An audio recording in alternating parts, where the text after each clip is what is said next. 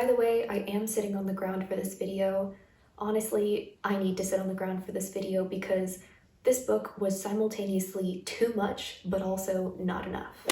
Hi, welcome back to my channel. I'm Annika, and in today's video, I'm going to be talking about Rule of Wolves by Leigh Bardugo. This video is going to be very similar to my Chain of Iron review, meaning that it's going to contain spoilers for every previous book in the Grishaverse. I will start this video by doing a non-spoiler review of Rule of Wolves, given that it just came out. I'm expecting most people haven't read it yet, and then I'll transition into a more spoiler section where I can have some real discussions.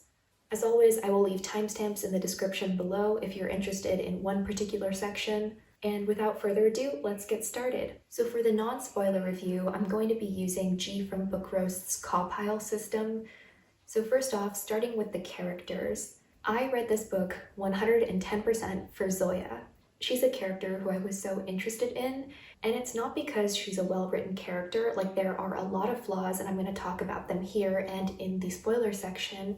I think it's because the actress casted for Zoya is Indian, and so I feel a sort of kinship there, and then by proxy I feel a kinship with the character because of the actress. But Zoya's character was the reason for me wanting to continue, because I was interested to see how she would grow and evolve as a person. Now, I never actually finished Ruin and Rising, so please correct me if I'm wrong, but in my mind, Zoya reads like one of those early 2010s YA protagonists. So you have like that early like paranormal protagonist who is like, I'm a damsel in distress. And then after that, you see a lot of authors who wanted to write not like other girls who were very physically strong but were very emotionally cut off. And that's where you see people like Selena and Katniss Everdeen. And so Zoya reads a lot like those older YA protagonists with a lot of that like not like other girls vibe. And I know that she doesn't actually like outwardly say I'm not like other girls in this book, but it gives me a lot of the same feelings because she is that like very physically strong woman, but without like an emotional side as well. By contrast, I really did like Nina in this book. I wasn't a huge fan of her in King of Scars because I thought her relationship with Han just came too quickly after Matthias's death, but I did appreciate what we got from Nina in this book. It wasn't my favorite part, but I did like Nina's development, and I think that she's a stronger YA protagonist than Zoya because she's both physically strong and she's connected to her emotions. And that's not something that we see a lot of in YA, is women who can do both. And I think that is like the core part of like writing feminist characters and being a feminist author, is showing that women can be physically strong and emotionally strong. And as for the third main character here, Nikolai, I know a lot of people in the fandom really do like him, but I honestly don't have any thoughts about him, nothing positive or nothing negative. I just find him to be very generic. I don't mean generic as in Nikolai's story has been told a lot. I think the combination of him being a king who no one really believes in, and then also being possibly a bastard son, I thought that was really interesting. And I do think he's a good complement to someone like Zoya, but I don't think I would have read this book if it weren't for having Zoya as a primary lead character. I just think that Nikolai is a character that I'm not particularly drawn to, and Zoya is one where I'm like, okay, I'll read this book. Now on to the atmosphere. The Grishaverse is a universe that I've recommended in videos before because the world is so immersive. There's so many books to get lost in. I think this is maybe the 7th book in the Grishaverse, and I think that if you read all of the books, you're going to be really immersed in the world, and it'll be kind of interesting to see how these characters progress. For me though, the world was really confusing, and the war, I didn't remember a lot from King of Scars. I probably should have done a reread, but I'm also not really looking to do a reread of King of Scars. So instead, I read a summary online. It was one of those like in-depth discussion summaries, but still, I don't think it was enough to understand the whole like Fjerda and then Shu and then Ravka conflict. And so on the plot details, I'm a little bit hazy. I think I got most of them. And now on to the writing. The prose is very similar to King of Scars. It's Leigh Bardugo's signature Grisha writing. It's really easy to understand. Though I will say that maybe the writing was of slightly lower quality. There were a lot of places here where there were just descriptions that were not needed. For example, maybe this is because I'm a character-based reader and I tend to remember characters and descriptions pretty well, but she spends quite a bit of time just re-describing characters we already know, and then also providing really redundant information for the reader. Now, my main critique from the writing is actually the writing structure itself. This book is told through 3 points of views primarily: Nina, Nikolai, and Zoya. Now, Nikolai and Zoya are actually working together a lot of the time, and Nina is on her separate path. So you're spending like 2/3 of the story in one place and then 1/3 of the story in another place. And sometimes Zoya and Nikolai will separate, but most of the time they're together. So this book is just very unbalanced. It feels like you're not as invested in Nina's storyline because there's just less page time given to it. And I think that's the fundamental issue, is if you have 3 characters and 2 are together, of course the book is going to be very unbalanced, and I don't think there's a way to rectify it. And even though Nina is a character that I like, I think it was because of this narrative choice that I actually didn't like her sections as much. So that being said, I think perhaps this book could have done with a little bit of separation. Perhaps Nina's storyline could have been like a completely different novella, and then you could have really focused on Zoya and Nikolai in this book. This is the same way I felt about King of Scars, though I didn't really know how to articulate it back then, but now I know that I can like articulate it by saying that I wish that it was a more even balance between the 2 storylines. And now on to plot. I mentioned this earlier, but I highly recommend doing a reread of King of Scars if you're planning on reading Rule of Wolves. If you don't want to reread King of Scars, check out this recap. I'm going to put it on the screen and I'll link it below. But it goes really in depth, and if you don't understand what's happening in this summary review, go check out a couple of YouTube videos. I'm sure there are people who've gone through and really broken down what actually happened in King of Scars. Now on to intrigue. I'll say the intrigue for this book was like medium to low. There were a couple of chapters, not gonna lie, the Monk and the Mayu chapters, which I just ended up kind of skimming because I didn't care about them as characters. And then it was the ones with Nikolai, Zoya, and Nina where I actually felt like compelled to read. And then overall, I think this book was just like 100 pages too long. One thing that I've seen with the Grishaverse is that the books have consistently gotten longer and longer, which is fine, but also there's a beauty in telling stories in a short, concise way. You always want to leave the reader wanting more versus having the reader wanting less. And so I think that's something that this book really struggled with, at least for me, was that I wanted less from this book because it was just page-wise too long, but I wanted more from the characters. And that's what I meant at the beginning of this video, where this book was too much, but also not enough. Too many pages, but not enough character development and actually diving into like what was actually happening. Now on to logic. In King of Scars, there's a weird kind of breach in the magic system as Zoya kind of becomes dragon-like, absorbs dragon powers.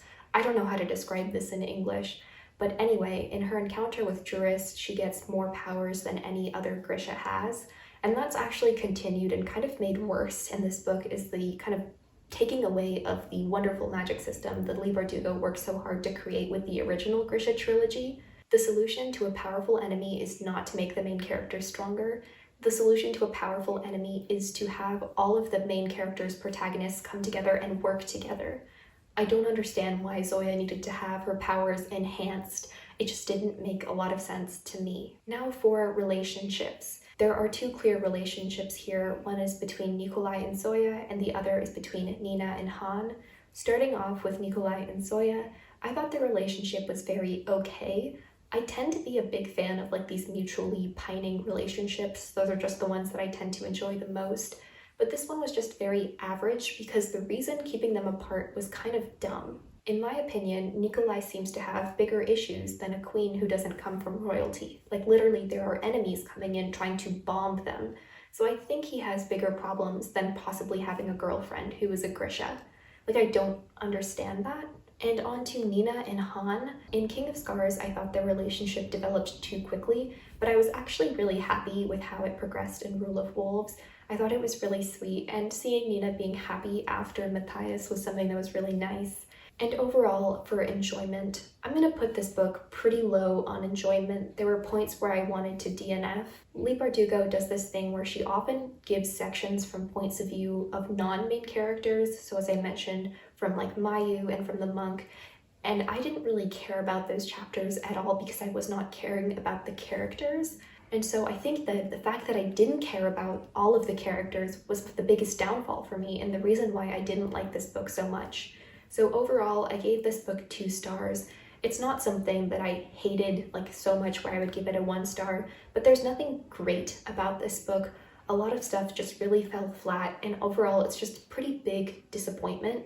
I gave King of Scars 3.5 stars, so this is around the same area. I think if I had read King of Scars this year, I would have given it a 3 because I'm not doing half stars this year. So 2 and 3, it's around the same ballpark. I'd say 2 is a book that I'm like meh about, and 3 is a book that I'm like good. I enjoyed it. And so this is a book that I was more meh, but it's around the same as King of Scars. And the final thing I want to discuss in the non-spoiler section is the third Six of Crows book. So Leigh Bardugo has announced that she's going to be writing a third book following the 5 remaining crows. And honestly, I kind of don't want that book.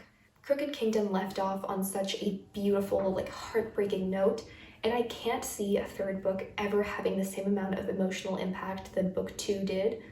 And so I kind of don't want a third Six of Crows book. Let me know in the comments if you feel the same. Like, I don't really want it because I don't want my favorite series, or one of my favorite series, to be ruined by having a third book that's just not as emotional as the first 2. Anyway, all of that being said, if you're interested in this book, perhaps check out some other reviews. I know I might be in the minority here of people who didn't like it. It seems to have a pretty high average rating, but these are my thoughts. I hope they were useful to you. And now on to the spoiler section. I have so many thoughts on Zoya as a character. As I mentioned, I was super connected to her, mostly because the actress is Indian and I'm Indian, and so I felt like a kinship towards her. But here's a quote from the book that like perfectly sums up how confused I am about Zoya and her character development. Easier said than done. She was fairly sure she'd just seen Nikolai Lantsov, or maybe not Lantsov, since he'd admitted to being a bastard, give up his crown to Zoya, who was also a dragon and possibly a saint. This internal thought just perfectly sums up, like, Zoya is now a queen, is also a saint, is also a dragon. Like, she literally turns into a dragon. Like, physically transforms into a dragon. I was so confused as to why that had to happen. Like, she just like believed and believed and believed and then turned into a dragon. Really? As I said earlier, giving someone more magical powers does not make them a better character. And that's really all I have to say for Zoya. I liked her snarkiness, I thought it was really interesting, but there were just a lot of things with her character which I was just not the biggest fan of. Now on to Nikolai. I was really questioning his decision to make Zoya a queen at the end. I know it's like a girl power, girl empowerment moment, but she is just not a very good leader in a political sense. Like, I get she's a good military leader, but you can't just give the crown to your friends because you think they're going to be a good leader. I think that a better solution would have been for Nikolai to just dissolve the crown and make it actually like a government where you have elected officials. And I hope that in future YA books, people will actually not be like wanting to ascend to the crown, but rather to spread power amongst the people, because power should come from the people. And I often feel that stories surrounding royalty fail to acknowledge that they are already at such privileged positions. Nikolai could literally point to a random person and say, "Die for me," and that person would take a bullet for him. And so it's really hard to sympathize with characters who are royals and who don't do anything to help their people in a long-lasting way. It's easy to say, oh, I gave them food, oh, I gave them shelter. That's temporary, but what systems are you setting up that are going to help your country in the future? And he could have just made Zoya like the president or something like that, and I thought that would have been really nice, but I don't think she would have made a good queen, like long-lasting, may she reign forever queen. And I just think that in YA, it's important that we talk about how monarchy and having absolute rule and absolute power can actually be corrupting. A few more things left here. I want to talk a little bit about David. I knew as soon as David and Genya were getting married that David or Genya was going to die. You can't have such a happy scene where a couple is just, in love, and then you can't have them remain happy. So I wasn't shocked when he died. I also felt like the aftermath of his death was not like properly handled, because, for example, you can see in the funeral that Nikolai is really shaken up over his friend's death, but you don't really see that carry through for the rest of the book. It sort of just happens, and that forces Nikolai to go on the quest to get the titanium, and so that makes him go to Kazbrecker. But it seemed like David's death was just a catalyst for Nikolai to work with Kazbrecker, instead of it actually being like an emotional moment. Another emotional moment that I wouldn't call it wasted, but wasn't used to its full potential, was with Han and Nina. Towards the end, you learn that, oh my god, Han is dead. You know, she has actually been killed by the prince. I never really cared about Han as a person. I more cared about Han for Nina. And I thought that having Han die was an interesting kind of conversation and discussion, because Nina has now lost two of her great loves. But obviously Han is resurrected because it turns out that she had actually killed the prince, and then she had tailored herself to look like him. And this just felt cheap. To be honest, I didn't want Han to die from the beginning, because having her die was not emotional enough, and then having her resurrected was just so cheap that honestly it would have been better for just nothing to happen to her. And my final part of the spoiler discussion is going to be talking about the Darkling and the end of the book. I never finished the original Grisha trilogy, so please again correct me if I'm wrong, but it was so confusing to have the Darkling be good at the end, and he's like, I want to be the starless one, I want to be all good, please remember me for all of the good that I've done, call me like a saint, I'm so good, ooh, I'm self-sacrificing, I'm the Darkling. And I was like, this doesn't seem like it's very in character for the Darkling, at least from books 1 and 2, the ones that I've read of the original Grisha trilogy. So like, what's the deal? Like, why is he so strange here? And in a way, that kind of made me think that this book was just like Darklina fanfiction, because it's all about the Darkling and Alina kind of reconciling and coming back together. Obviously not in a romantic way, but I think at the end she kind of forgives him tentatively. And for the ending where Alina starts to see herself as the Darkling, I don't know how to feel about that. I definitely think that Leigh Bardugo could write more books in this universe. I don't know if I would read them, because I don't think I'm enjoying this as much as I enjoyed Six of Crows and Crooked Kingdom, and I don't want to ruin my memories of those books by these ones. So overall, I'm just going to recap. I gave this book 2 stars. I have very meh feelings about it. There were a couple of things that I liked, and there were a lot of things that I just didn't really care for. Anyway, comment down below if you've read this book or if you're interested in reading it, and if you have any thoughts about this book, because I would love to hear some other perspectives. Make sure to like, subscribe, and turn notifications to all. Thank you so much for watching, and I'll see you when I post next.